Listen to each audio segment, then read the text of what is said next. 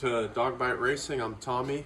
We're going to be going over the rotating assembly and the top of the heads for this next video. We're going to be breaking down the white block and the red block, making sure that everything's good on the block, and taking out the rotating assembly.